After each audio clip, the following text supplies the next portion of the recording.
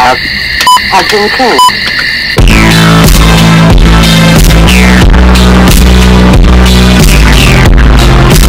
Hai guys, welcome back again to my channel. Nama aku Natasha Deborah, dan bagi kalian yang pertama kali ke channel aku, di channel aku bakalan ngebahas tentang mystery, beauty, dan juga lifestyle. Yuk subscribe aku guys. 3, 2, 1. Terima kasih. Dan juga kalian jangan lupa nge-follow Instagram aku @sasadeborah di sini. So, di video hari ini aku bakalan ngebahas tentang kasus pembunuhan Gianni Versace. Siapa sih yang nggak tahu Versace? Dia bener-bener terkenal banget sampai detik ini.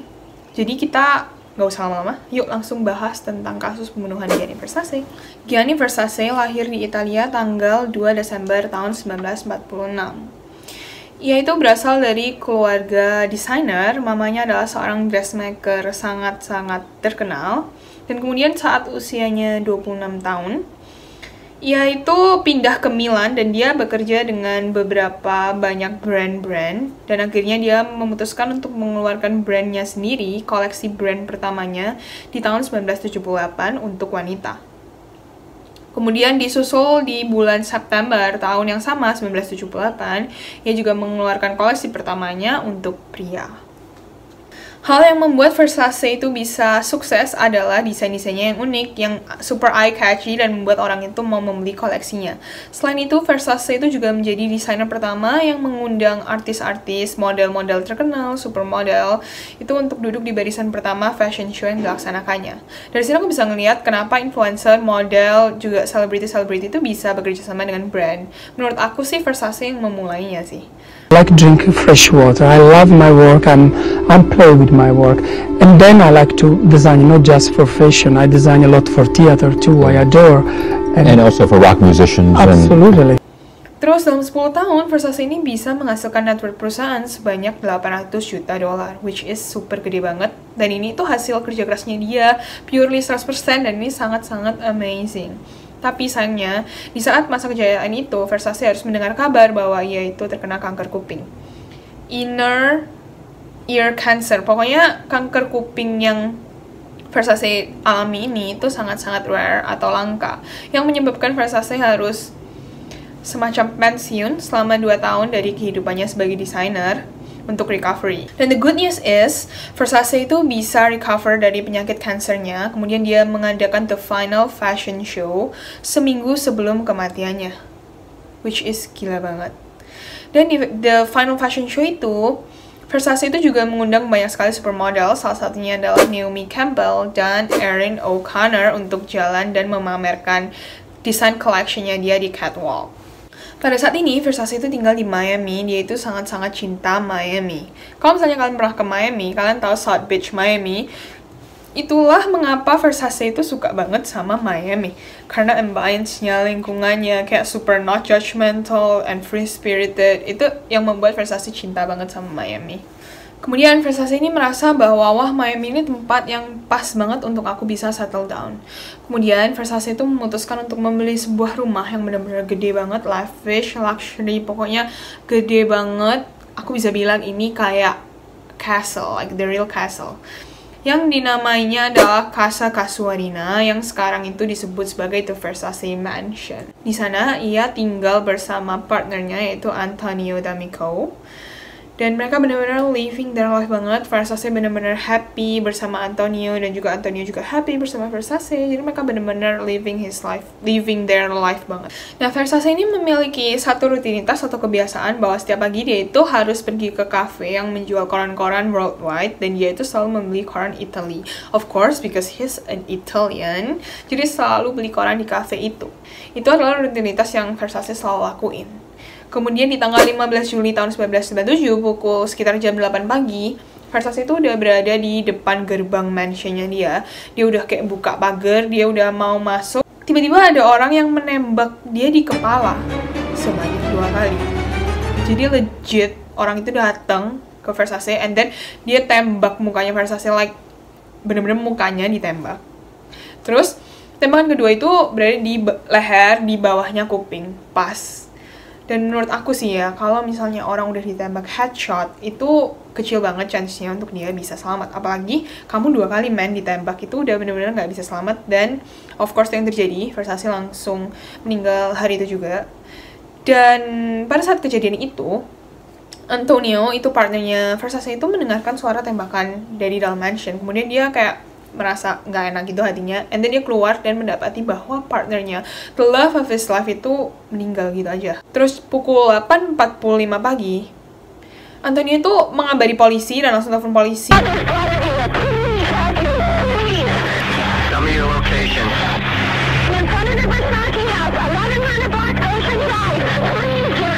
Langsung gempar deh, pokoknya di area itu gempar karena Versace is a celebrity man.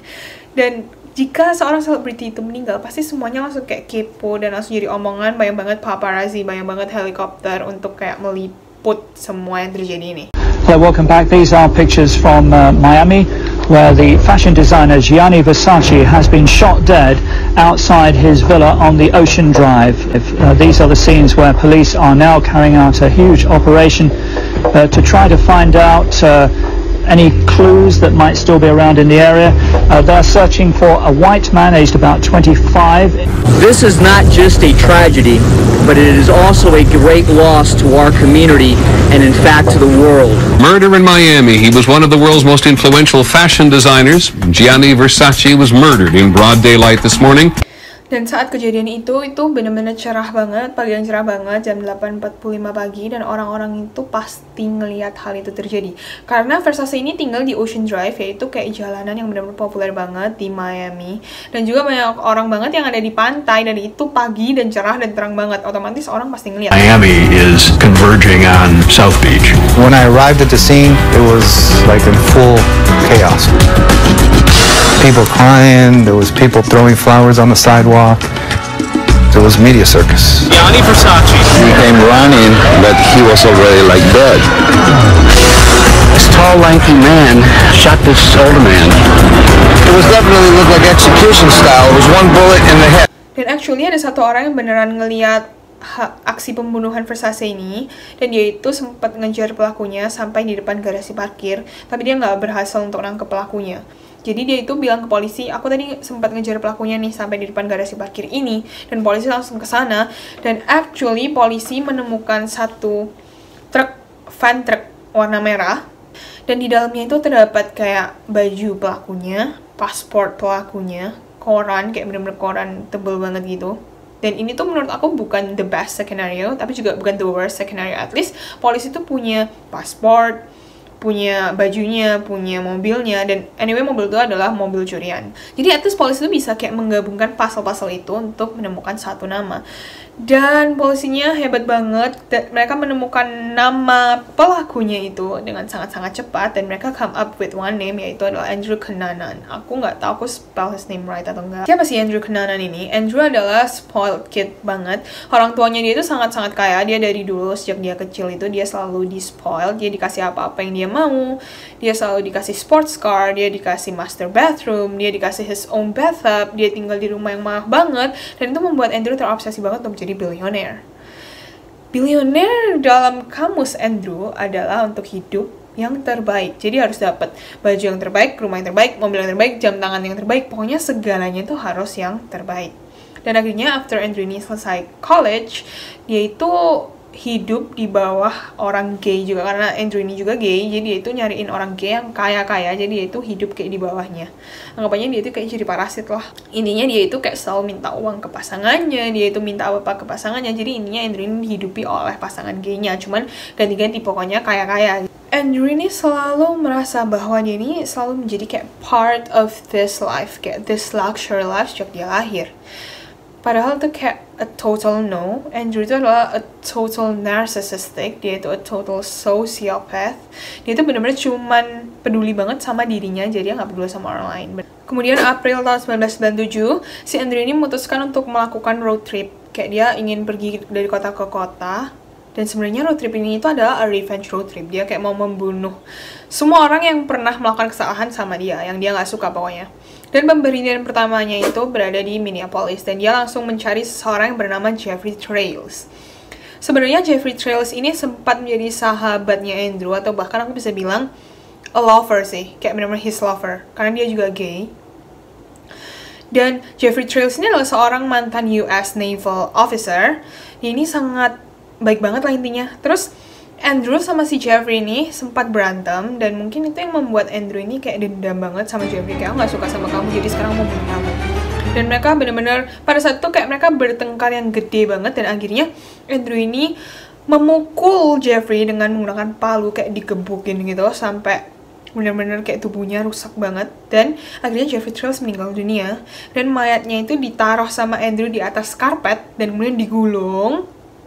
Dan mayat di dalam karpet itu, Andrew tuh bisa sempet-sempetnya naruh mayat itu ke apartemen temennya yang bernama David Madsen. Dan aku punya asumsi sih, mungkin ini kayak cinta segitiga ya, karena David Madsen ini pernah pacaran sama Andrew. Dan David Madsen itu gak tahu kapan dibunuhnya, pokoknya mayatnya itu cuma ditemuin aja di East Shore of Rush Lake di Minnesota pada tanggal 3 Mei 1997.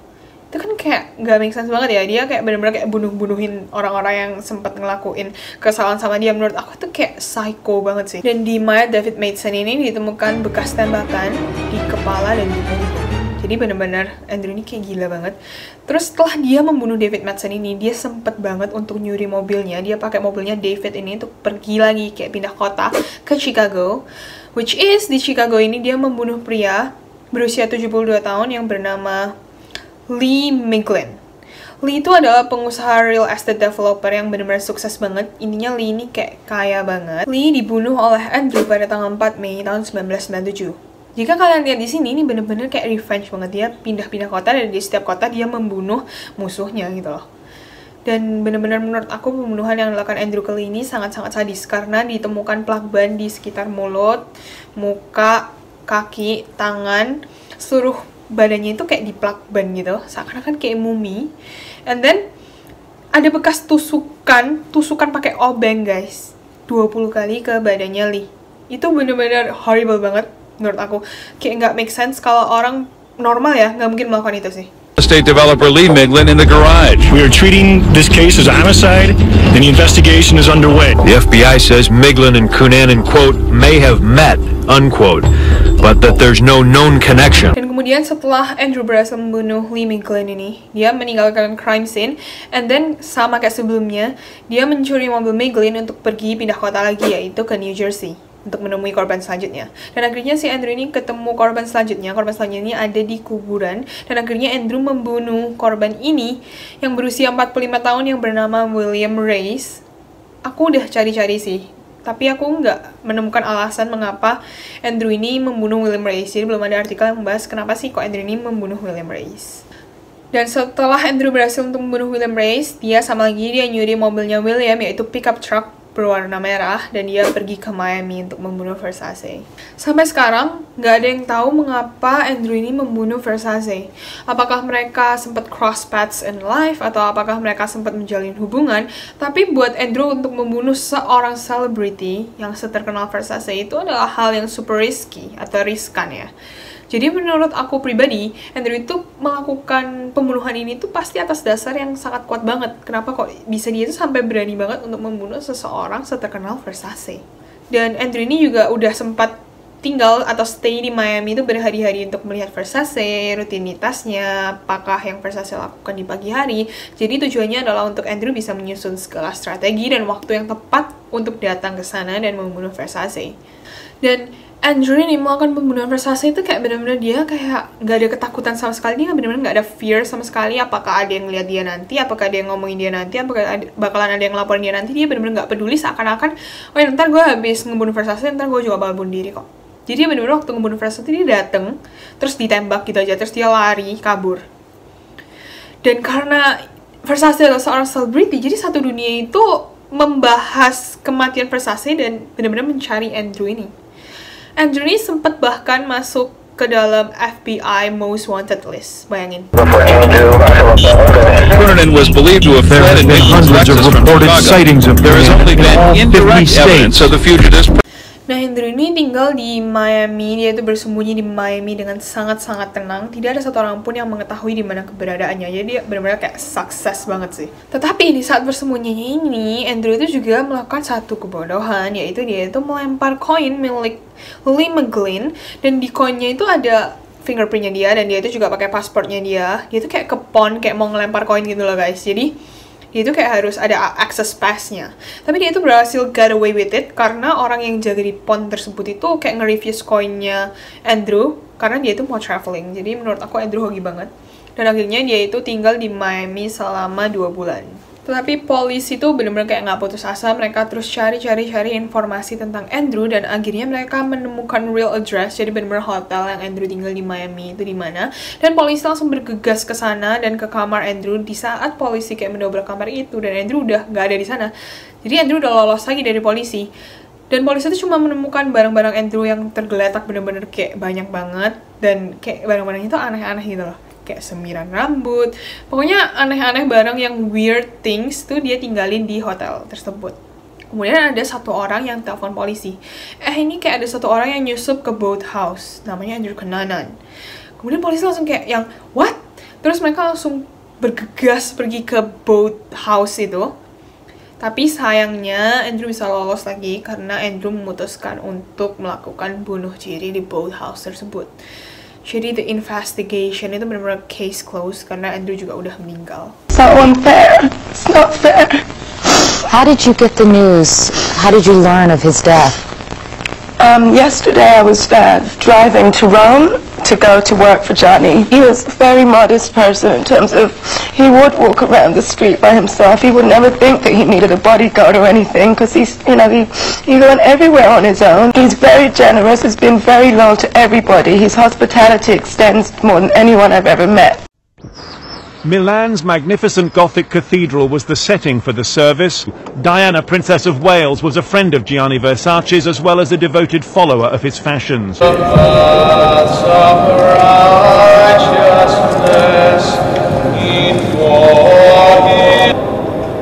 Carico di riverente rispetto. No. Ada banyak banget hal-hal tentang Andrew Cunanan yang bisa aku bahas di satu video sendiri. Jadi kalau misalnya kalian tertarik untuk lihat aku ngebahas tentang Andrew Cunanan, like this video, give this video a thumbs up, dan aku bakalan ngebahas di satu video sendiri. Tapi di sini aku cuma mau bilang bahwa aku prihatin dan kasihan banget sama Versace karena dia adalah sebuah fashion icon ya menurut aku. Dan dia harus kehilangan nyawanya begitu saja dan tidak ada yang tahu mengapa Andrew melakukan hal tersebut. Menurut aku itu nggak fair bagi keluarga Versace, terutama his partner yaitu Antonio. Dia nggak tahu kenapa Andrew melakukan itu. Dan literally the world lost its fashion icon, dan itu sangat-sangat menyedihkan buat aku. So this is the end of this video. I hope you guys enjoyed this Gianni Versace murder case. Dan kalian bisa komen di bawah untuk case-case apa lagi yang harus aku bahas. See you guys in my next video. Jangan lupa untuk like, comment, dan jika subscribe. Bye!